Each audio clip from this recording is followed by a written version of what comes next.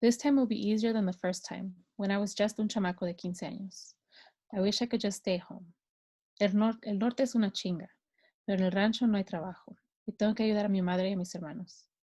Que Dios nos cuide a mí y a mi hermana.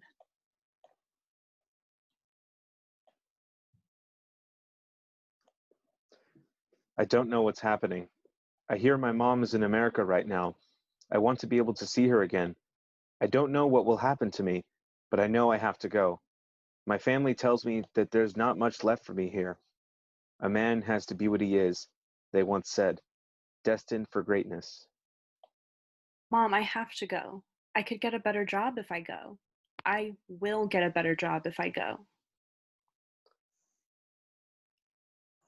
In that moment, I no longer felt fear. The only thing that pained me was leaving behind my family, brokenhearted. I could see the pain in my mother and father's eyes. My youngest brother, Miguelito, who was very attached to me, cried into my chest, his arms wrapped tightly around me, and refused to let go. I held him for a long time, but eventually I knew I had to pull him away. That was the hardest moment for me. My dad is now con Dios. My esposa and my 3 children need me to do this. My madrecita will have to wait until I can return. I'm glad she has my remaining 5 siblings here.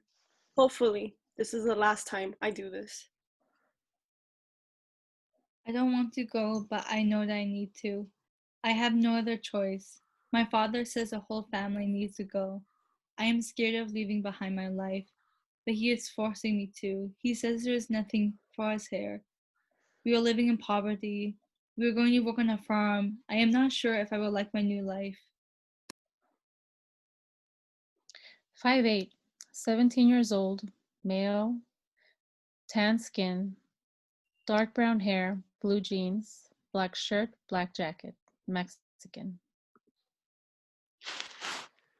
5'1", 13 years old, male, tan, light brown skin, black hair, white t-shirt, jeans, Mexican American.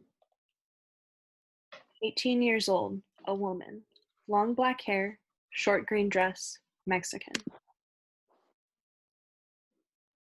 17 years old, male, lean complexion, 5'9", güero with light skin and light hair.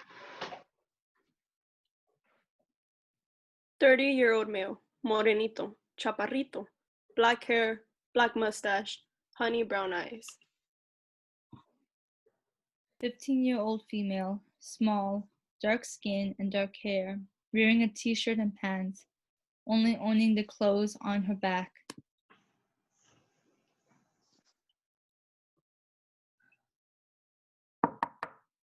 Buenos días, ¿usted es Don José? Mi primo Daniel gave me your number and said you could help me.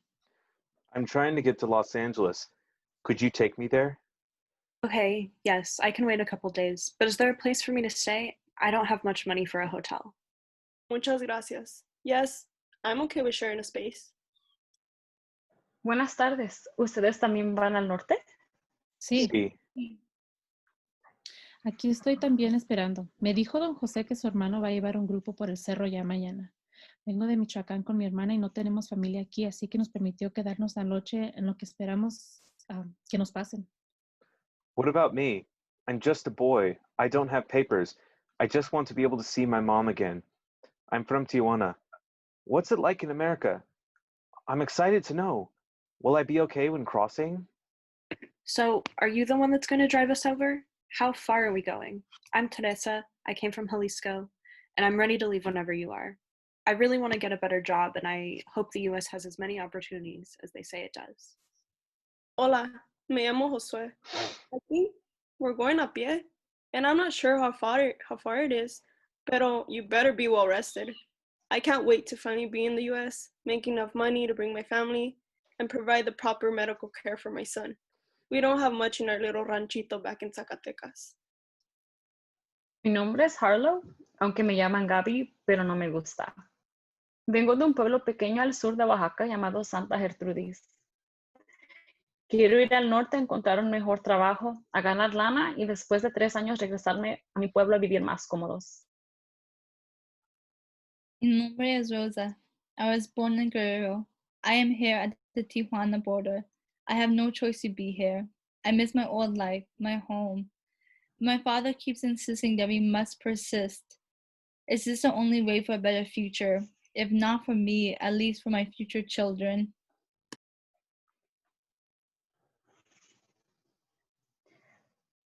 I crossed once. Only once. Once. 4 times. 4 times. Twice.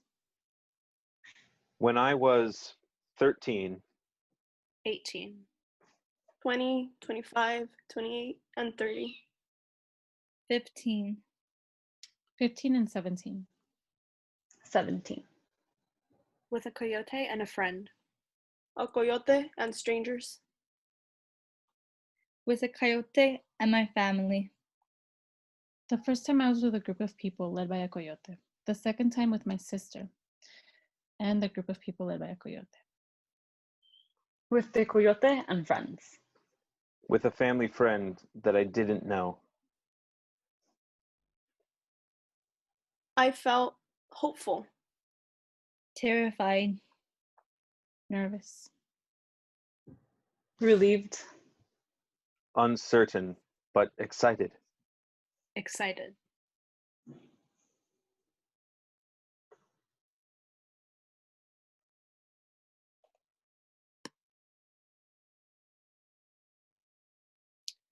A friend of mine who I worked with talked to me about a plan to move to the US.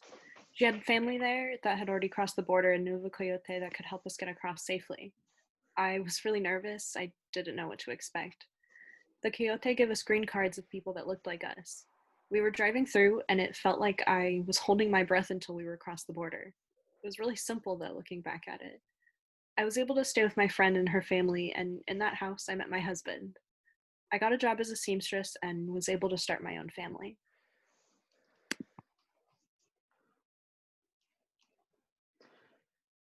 At the time, I was in my third year of high school in Mexico, but I was not doing well.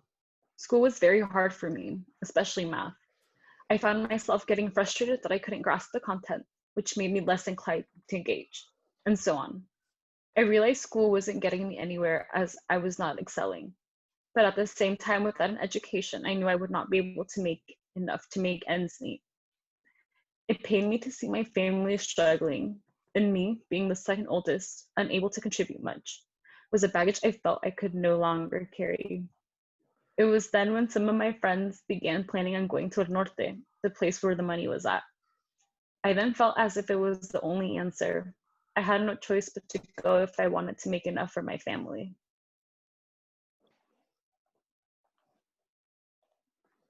During the time when I was really young, there was very little job opportunity in my country. I didn't really know much about socioeconomics back then, but my guardian had me go with a family friend to be smuggled in a big van. It was scary. I was hidden inside this huge speaker box. I didn't know if they were going to catch me or not. It was so relieving, but confusing to be in such a brave new world. It was embarrassing as a high school student a few years after to go to English class when I barely even spoke English at that time. But what held me back most was not having access to healthcare. Immigrants like me with no papers didn't really have the ability to get health insurance or see a doctor. I was inspired to make sure that people like me don't go through the same thing. I wanted to go to medical school, and I did.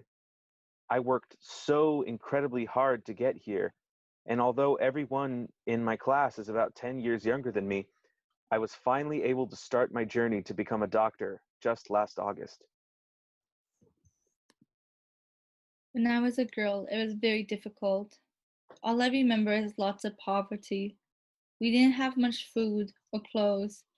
We only ate staple foods like bread. Even though I was scared, I had to leave my home because my father forced us to. He told us that we would make money and that we would never run out of anything. When I came here, I worked as a farm worker. I still do.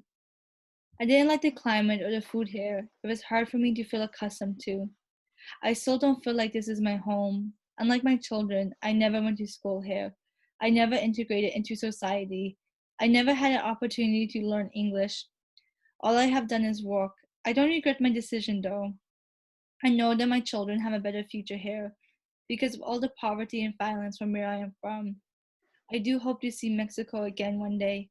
Part of me feels like I have lost my culture. I want to regain that. I heard about this coyote through family friends.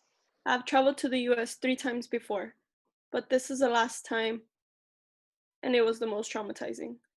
I was crossing the desert with my group and the coyote.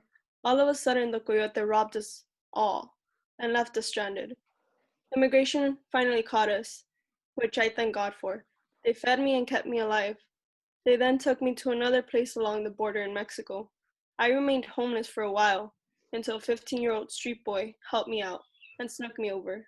I'd stayed with an old sweet man. He fed me and provided shelter. I had to leave at some point, became homeless for a while, and finally got in contact with a family member that was living in the US. Since then, I have never been homeless again. Brought my family over to the US. My son is healthier than ever. I became a plumber, learned English, and my little girl is graduating from UCSC this year. I thank God for everything. And like I always say, el que no arriesga, no gana.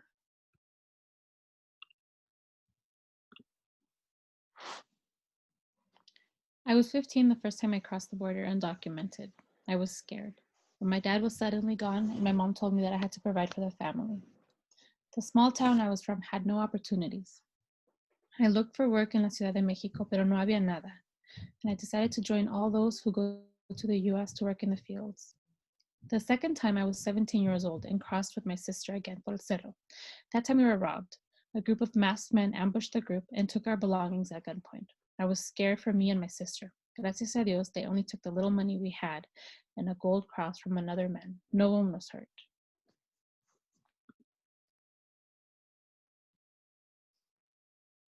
"66 years old, a grandmother, short gray hair, retired, Mexican."